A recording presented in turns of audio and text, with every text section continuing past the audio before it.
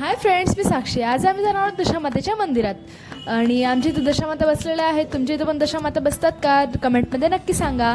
आणि आमच्यासोबत माझी मावशी पण येणार होती, तर भाऊ आणि मम्मी मावशीची वाट बघत होते.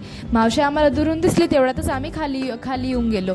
आणि ही माझी मावशी आणि ही माझ्या मावशीची मुलगी. तर खाली चालता चालता आम्हाला ब्लॅक मॅजिकवाली डॉल दिसली, जिच्यावर मी पायच ठेवणार होती, पण बघताच मी खूपच घाबरली. आणि आज रविवार होता, रविवारचा बाजार पण भरतो इथं, तर खूपच अशी भीड होती रस्त्याने. आणि आम्ही रिक्षेमधून उतरताच आम्हाला कावड यात्रा दिसली, तर आम्ही कावड यात्रेचे पण दर्शन केले. आणि रिक्षेतून उतरल्यावर मंदिर काही जास्त दूर नव्हते, इथून आम्ही लवकर गेलो. आणि हे बघा, हे असं आहे दशामातेचं मंदिर.